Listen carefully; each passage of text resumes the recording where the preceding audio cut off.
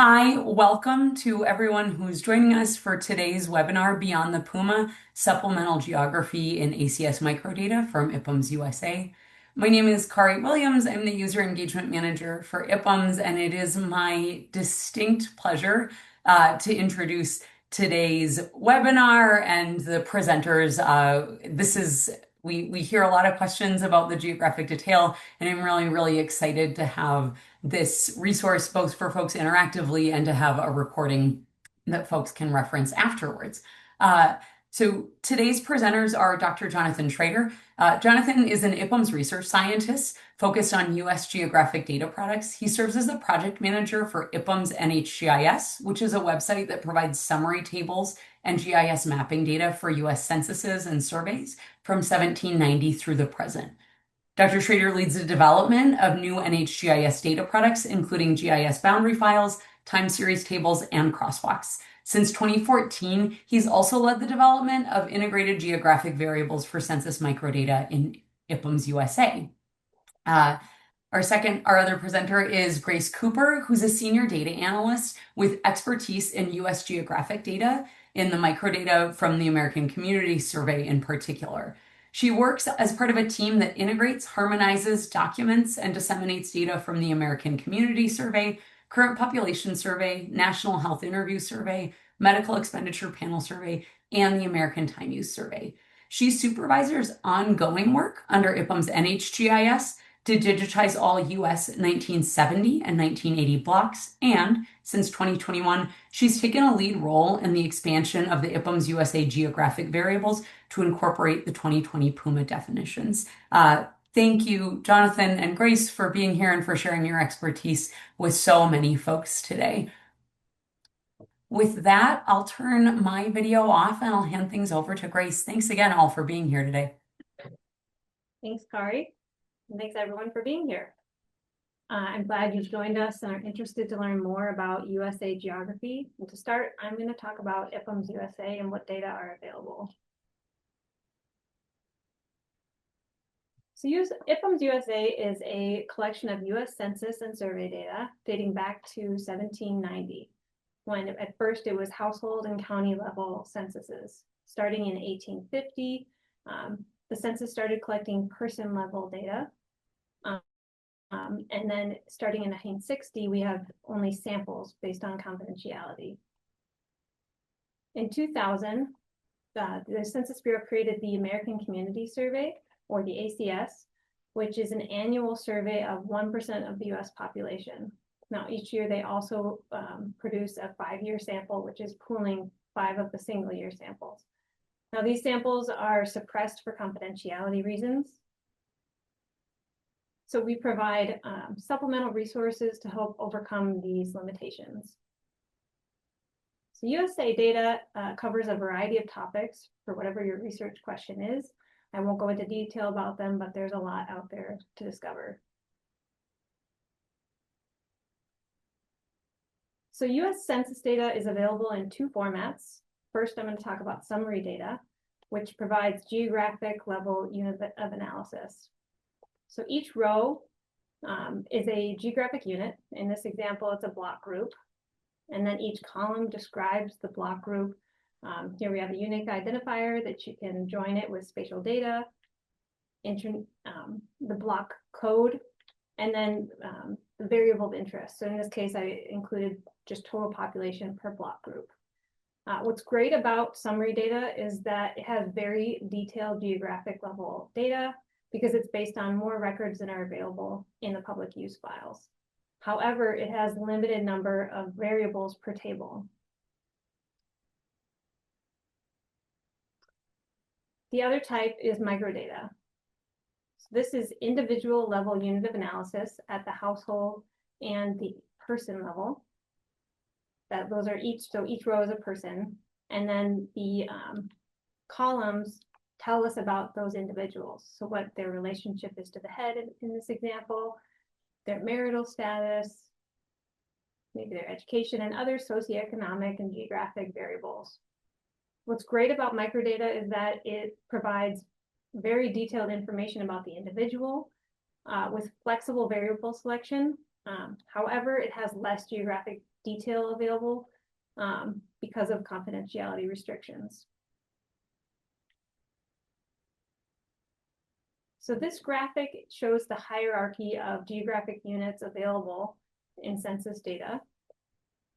So for stepping back a little bit, summary data is microdata that has been summarized at the geographic unit.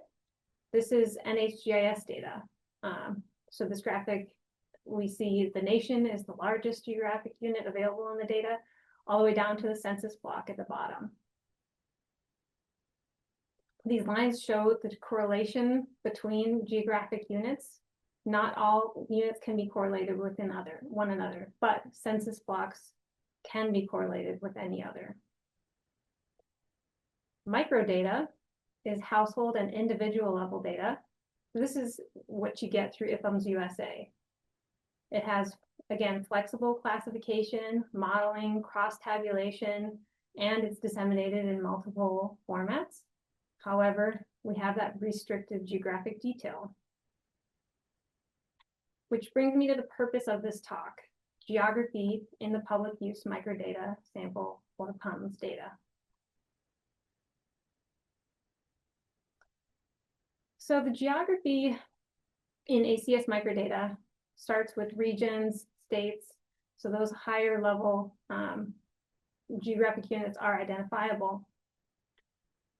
But the Census Bureau created Public Use Microdata Areas, which I'll refer to now as PUMAs, in order to to identify smaller areas while following confidentiality restrictions. So these are areas that have at least 100,000 residents.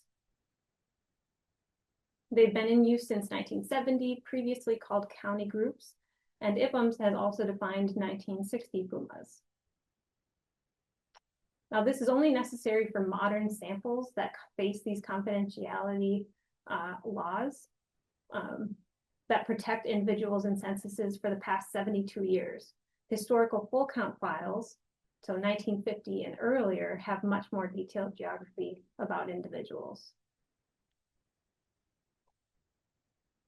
So in this example of 4 PUMAs in Douglas County, Nebraska, you'll notice there are variable sizes of the PUMAs.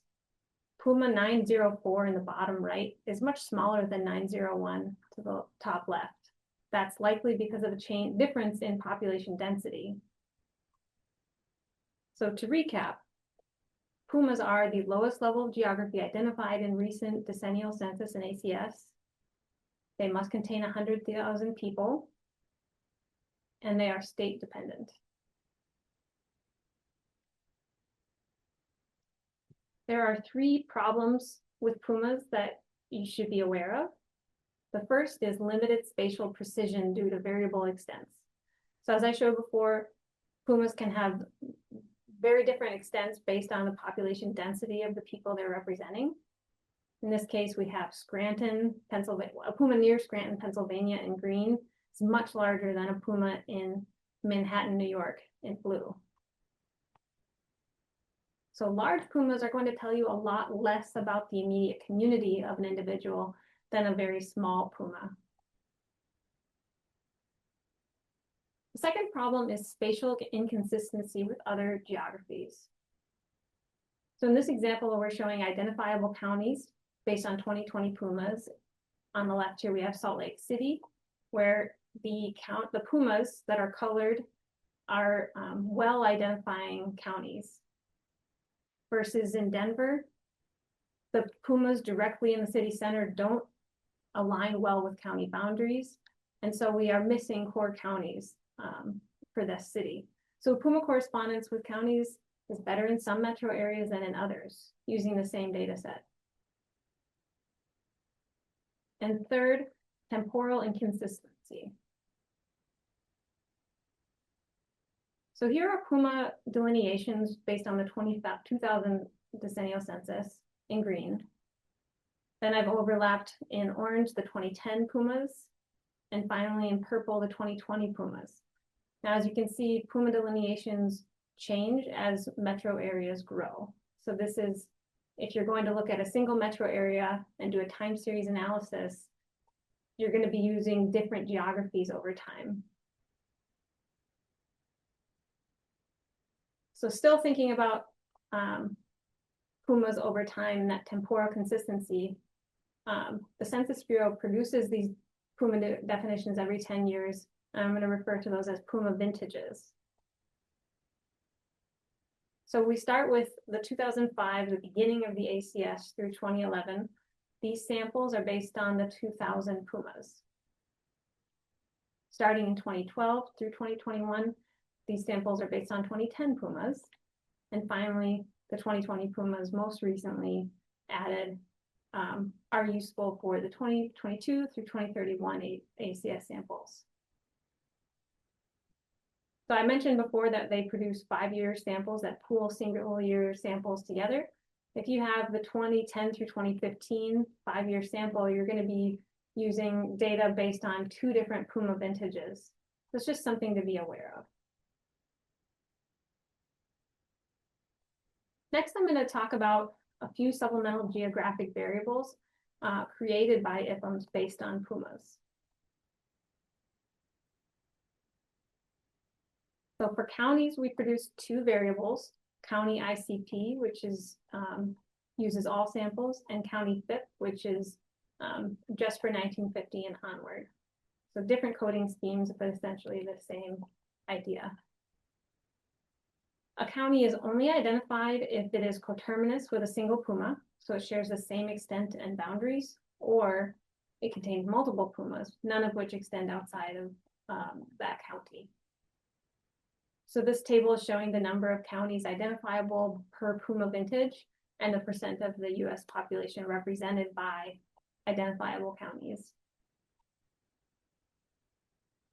The map on the left is the Twin Cities metro area and surrounding area in Minnesota. Now in green, I've outlined the counties that are identified in Minnesota, and the colors represent PUMAs that have the same county identification. So as you can see, we see more PUMAs identified in urban areas because the PUMAs are smaller and more commonly nest within county boundaries, versus if you go into more rural areas, see down here in the bottom here, this is a single PUMA in yellow that spans multiple counties, which means that those counties are not identifiable in the data.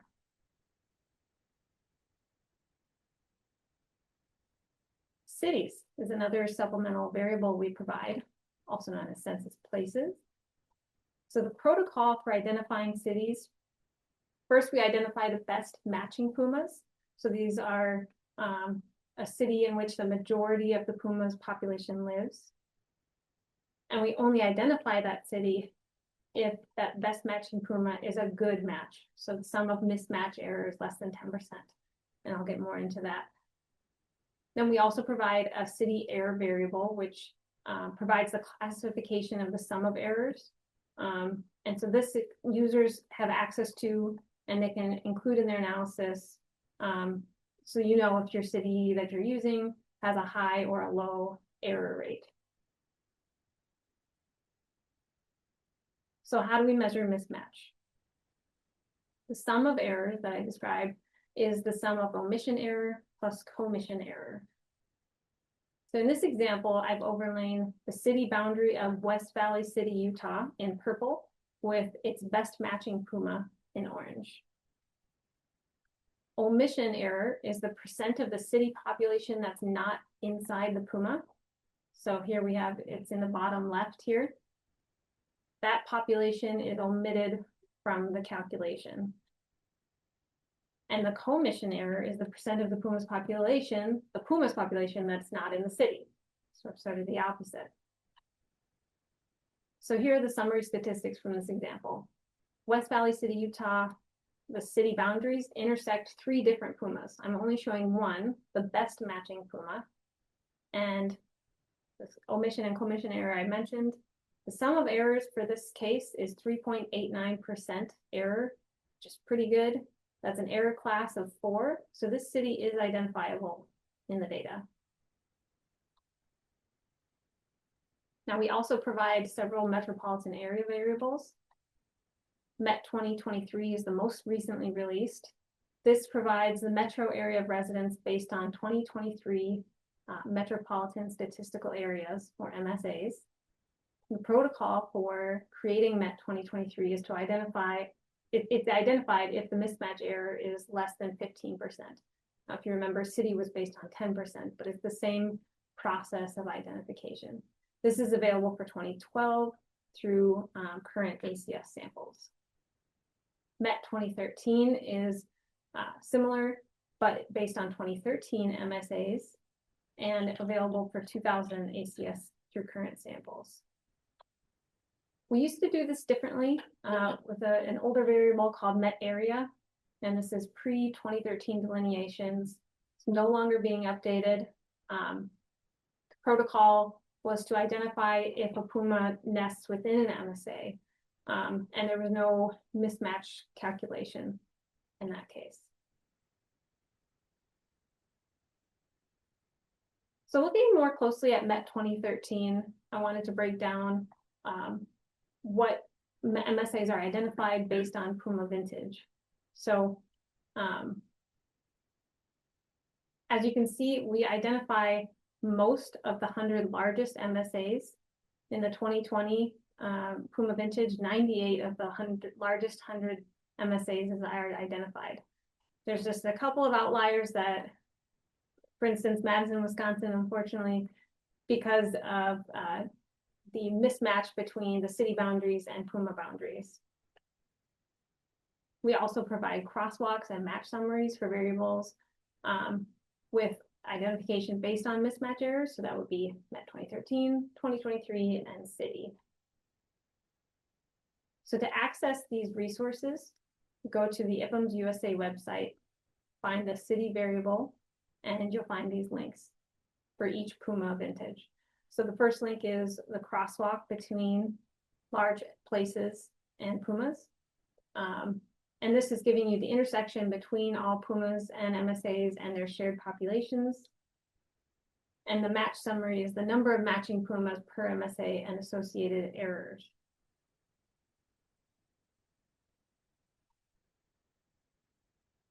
Next, I'm going to walk through how MET 2023 was created, just to give you a look into sort of the black box of how we come up with these variables.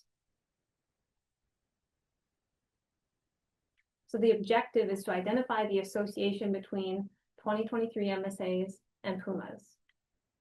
Now we come back to that hierarchy of geographic units. You can see the problem.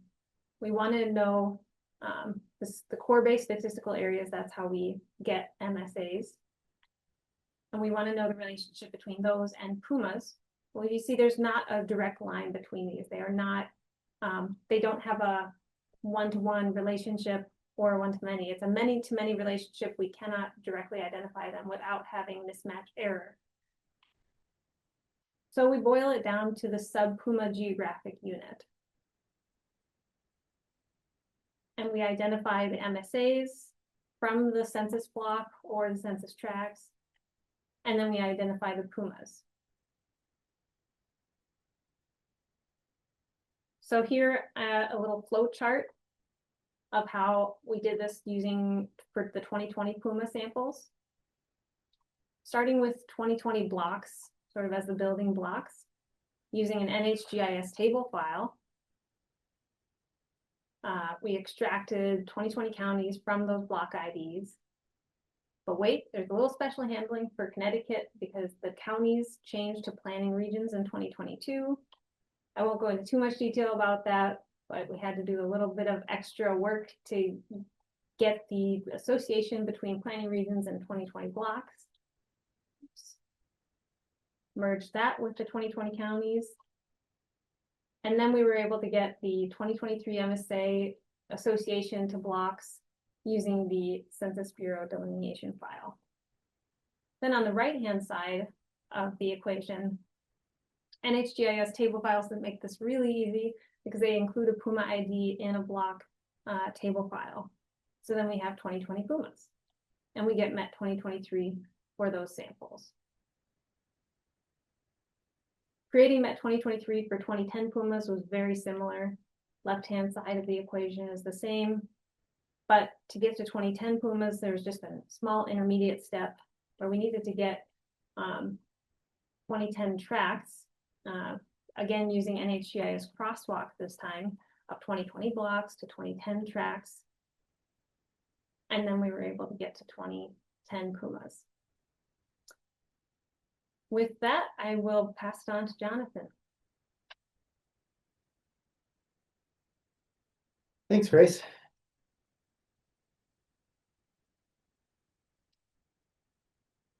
Here we go. All right. I'm going to take over by just giving you an overview of all the material we're going through today and where we're at right now. Grace got us started with background on PUMAs and our supplementary variables that are based on those, the counties, cities, and metro areas.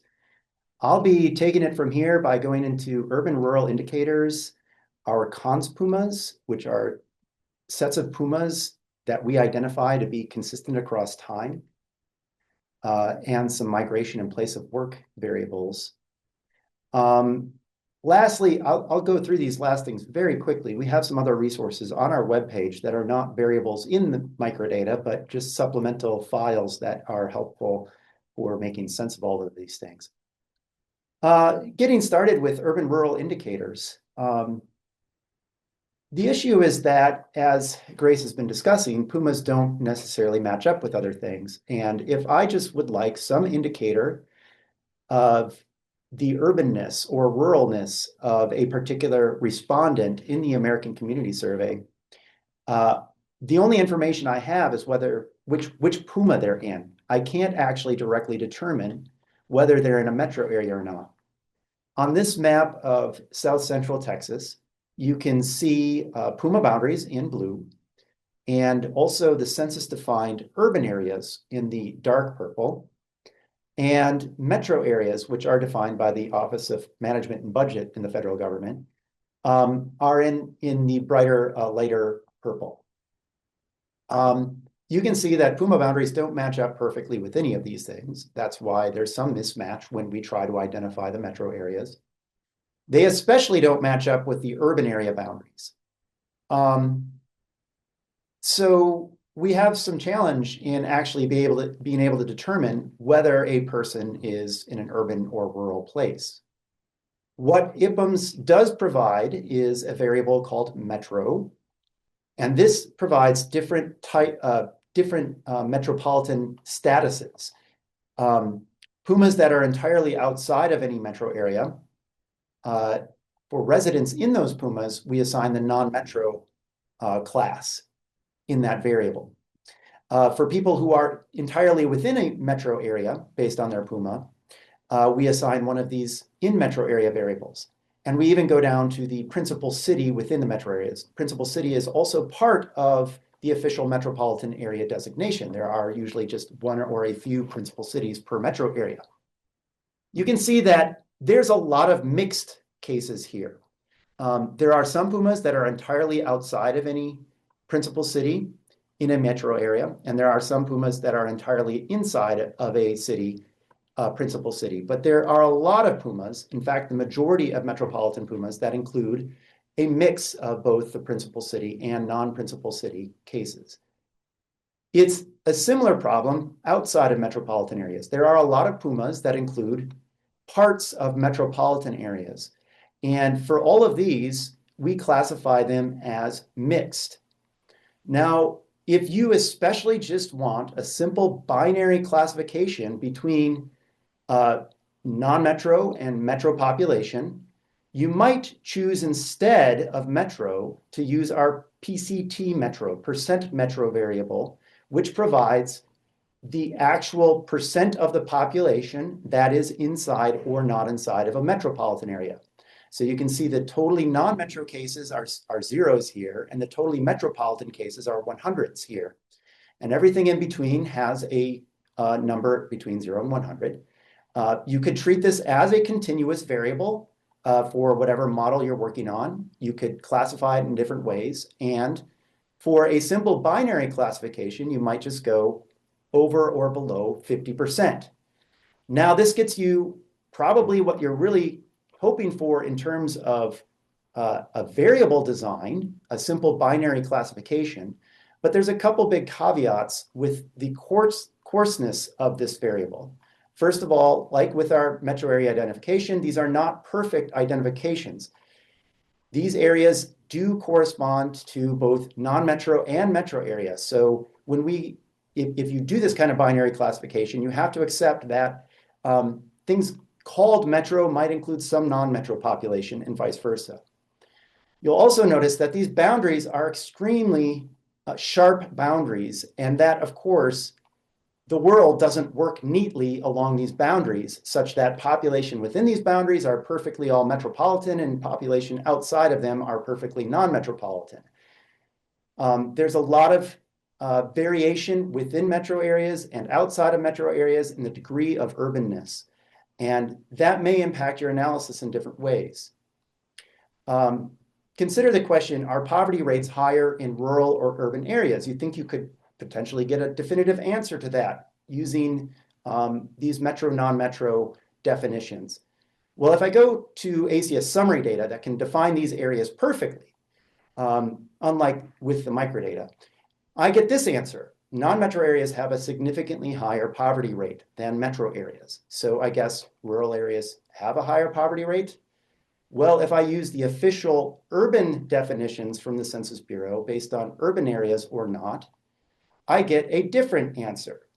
Urban areas have a higher poverty rate. These are two different ways of looking at urban and rural population, and they correspond to demographic and socioeconomic characteristics in clearly different ways. And you should really take that into account as you're doing your analysis of urban and rural population. There are rural population, according to the official census definitions of urban, which are really based on concentration of settlement, there are rural spaces inside of metro areas, and there are urban spaces outside of metropolitan areas. This leads to a concept of urban and rural that's actually two-dimensional rather than one-dimensional. We developed some new variables in our data that are based on these two dimensions. We were inspired by work by Coombs and Raybould in 2001, and we put out our own paper about this, myself and Jose Pacas, back in 2021, about the new variables we created. Imagine two dimensions. One is concentration, indicating how densely populated the local settlement is for a person. And the other is size. How large is the commuting system that a person participates in? If you go to the far end of both of these things, you get the most urban of places. The cores of major cities are both intensely developed and large in their size. Suburbs of major cities have somewhat lower local population densities, but still a large commuting system. At the other end, I'm coloring these greens to indicate their non-metro quality. You have scattered homes in distant towns, the most rural thing we can imagine. But there are also somewhat denser, isolated town centers and institutions like military barracks and remote colleges. And in between, you have all of these mixed categories that we colored in orange before. A core of a small city, over here to exurbs of major cities. These all have some characteristics that are urban and some characteristics that make them more rural in different ways. This area we leave empty because depending on your new unit of analysis, in our case, it's PUMAs, usually if there's enough people to be intensely developed, then you also have a somewhat large size. You can't have both a small size and intense development. The census definitions that are in the census data of metro and non-metro tend to distinguish along this axis. Larger areas are metro, smaller areas are non-metro. The urban-rural classification classifies more along the other dimension. Denser places are urban and less dense places are rural. So that gives us 4 quadrants of different types of settlements. For our variables, we wanted an index along both of these dimensions. And for the concentration index, the natural place to start is with population density. But we didn't want to use just plain PUMA population density. This is a measure of just total population in the PUMA divided by its area. The problem is that if you go down to the tract level, for example, you can see that a lot of the people within these sparsely populated PUMAs actually live in much denser locations. So in this large PUMA in Southwest Texas, most of the people actually live in a few tracts that are quite dense.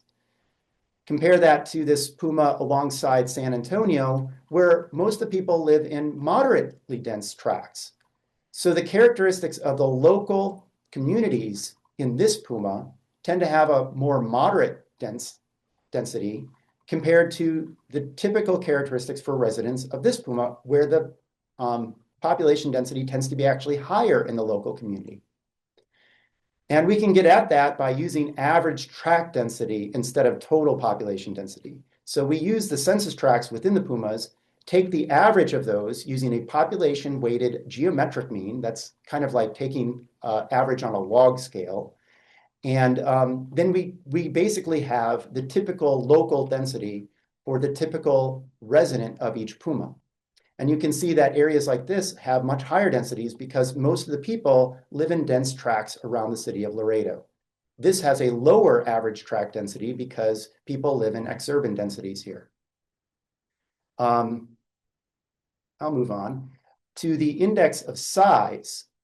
For that, we could use metro area populations, right? Because metropolitan areas represent commuting systems. That's basically how they're defined. And in fact, the Census Bureau uses a more general concept called a core-based statistical area. Metro areas are one type of CBSA. Micro areas or micropolitan areas are another type. Basically, they're just smaller versions of metropolitan areas with a smaller core population. What we could do is, for a PUMA like this, take the average of the different take the population-weighted average of the different CBSAs that people live in, right? So that's the typical commuting system size for the people in that area. The challenge is there's people who don't live in any CBSA, and we don't have a specific population size for those commuting systems. So we estimate them by using the county populations for those non-core counties. From that, we can take an average CBSA population, including non-core counties, and then we have statistics like this. The PUMAs around Houston have a very large average CBSA population, and then areas out in West Texas have very small. That gives us two indices to represent this space. And shifting from that perspective to actual PUMAs, we can plot out the PUMAs using our two indices, density, that's a IPUMS USA variable, and METPOP10, which is the IPUMS USA variable with 2010 average CBSA populations. We plot all the PUMAs out in the whole country. And you can see over here, these are all the PUMAs that are in the New York City metropolitan area that has a very large size, but varying density. The densest PUMAs in New York City are way up here. The least dense are more suburban and down here. I've colored these using our metro classes of non-metro, mixed, and metro, and you can see how much that mixed class can vary from relatively large metros to very small metros, denser and less dense. It can be more helpful to look at this other way of looking at it. Now consider poverty rates. You can see that poverty rates are high in both high density PUMAs and in lower density non-metro PUMAs, and they tend to be lowest in the suburban PUMAs in larger metro areas. All right, those variables are available to you. Another one that we are working on right now is called cons PUMAs. All right, as Grace mentioned, PUMAs vary across time. This complicates temporal analysis. If you just want to see the local context for individuals across time using a consistent basis, you can't just use one PUMA definition. In New Hampshire, there were 10 2010 PUMAs that looked like this. There were still 10 2020 PUMAs that look like this, and they differ from the original 2010 PUMAs. So where could we identify consistent areas across time for these people to have a better sense of consistent contextual information, for example? Well, we've created cons PUMAs for 2000 and 2010 PUMAs, and we are right now working on creating cons PUMAs for 2010 and 2020 PUMAs that we expect to get out sometime, hopefully within several weeks, maybe a few months, not longer than that. We have prototypical 2010, 2020 PUMAs, cons PUMAs right now, and these are an example of the results. What you'll see is this colors the different cons PUMAs we have. There's 4 2020 PUMAs that we put together that match up with 4 2010 PUMAs here. Together, that combination has a consistent footprint between the two definitions. Each of the different colors here represents a different cons PUMA in our system. There are 5 total cons PUMAs in the state of New Hampshire.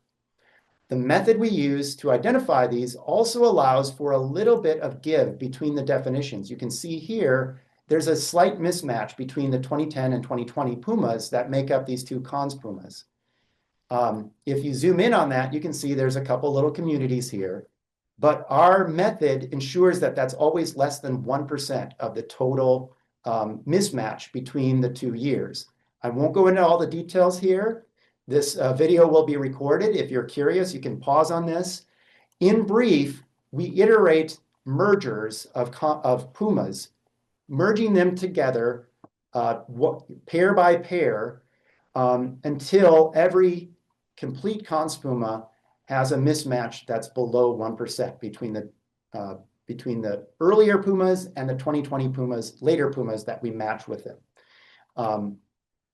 In the end, that works really well in a lot of areas. The worst case in the 2010 to 2020 area is in Massachusetts, where there is one cons PUMA that consists of 28 2020 PUMAs.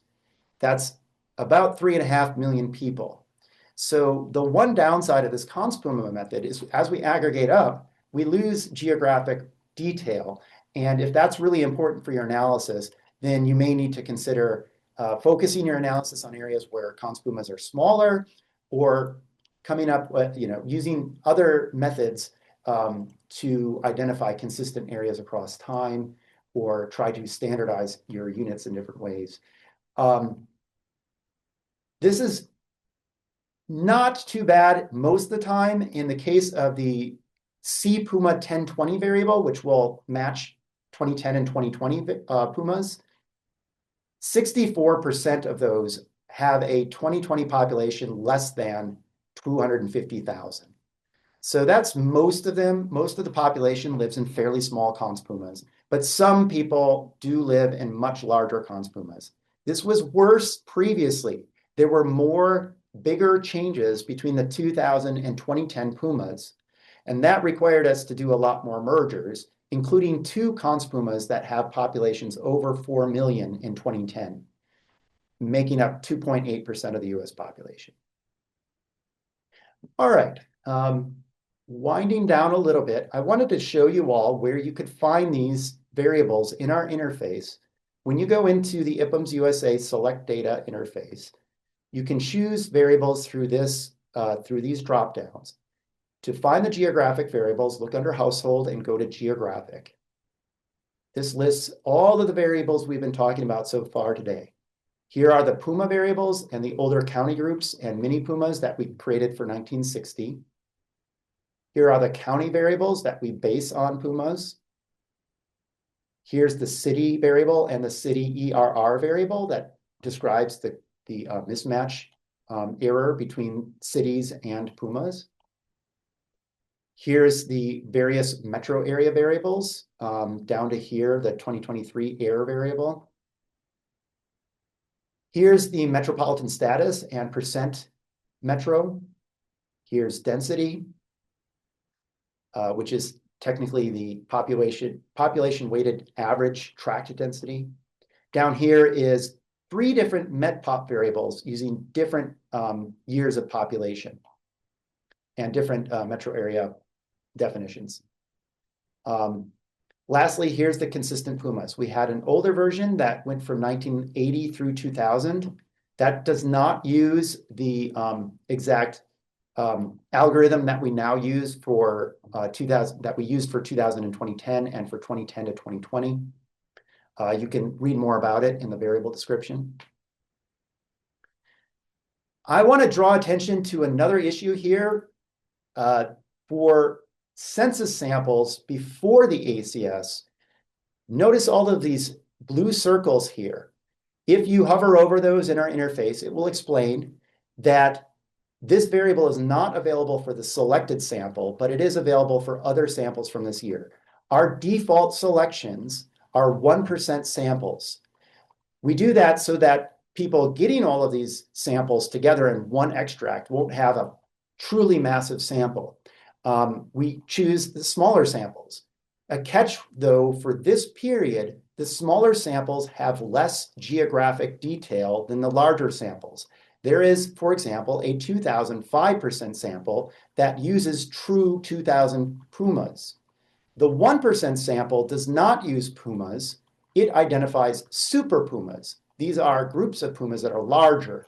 And because all of the geographic variables are based on those, we can't identify things as precisely. So even these X's that appear in this column, you can get city and met area for the 2001%, but you can't identify things as well, and you can't identify as many metro areas or cities as you can with the 2005%. So I want to emphasize that if you want geographic detail for these years, you should look for the larger samples that are not our default samples. Besides these geographic variables, under the geography tab here, we also have migration and place of work variables. The Census Bureau in ACS samples and previously decennial census samples will identify the area where a person moved from if they moved in recent times. They ask people where they moved from. And in microdata, they identify that area using what's called a migration PUMA. Migration PUMAs are larger than regular PUMAs. In recent years, in the 2010 and 2020 vintages of PUMAs, place of work PUMAs match migration PUMAs. Place of work PUMAs tell you where a person lived. For each of these, we also build higher level geographic identifiers from the migration and place of work PUMAs, much as we do with regular PUMAs. So we will identify counties in some historical samples. We do it for, let's see, the 5 here indicates it's residents 5 years ago, which was what was asked in the 2000 and earlier censuses. In the ACS, they ask about residents 1 year ago. And so our recent variables all end with 1 here. The MIG County 1 identifies the county of residents 1 year ago. That is based on migration PUMAs, and we only can identify the counties that correspond with migration PUMAs. Similarly, there are metro variables. We are also working right now on extending these to include 2023 metro areas and update our metropolitan status variable to include the 2020 PUMAs and recent samples. Very similar situation with place of work. We basically have the same thing: counties, metro areas, cities, where possible. Recent years, we can no longer identify cities because place of work PUMAs have been more or less county-based, and we can't really identify that many cities that are also county-based. All right, to wrap things up, I just wanted to share, back on our main webpage, if you click on the left-hand menu on Geography and GIS, you'll come to our Geographic Tools and Resources page, where we provide boundary files, maps, component lists, and relationship files. For example, in here, you can get boundary files for PUMAs and migration and place of work PUMAs and cons PUMAs. You can go into these individual pages to get composition files to determine exactly how PUMAs are constructed, and crosswalks from 1 year's PUMAs to another's, along with web maps that show 1 year's PUMAs overlaid with an earlier year's PUMAs. Farther down, you can see we have information for migration and place of work PUMAs, our cons PUMAs, and All of our metro area resources are available through these links, including the crosswalks and match summaries that Grace talked about. To wrap things up before we take questions, I just want to acknowledge our funder, mainly the National Institute of Child Health and Human Development, NICHD, funds IPUMS USA and the Minnesota Population Center. And if your questions do not get answered today at the end of our webinar here, please feel free to reach out through our user forum or through email.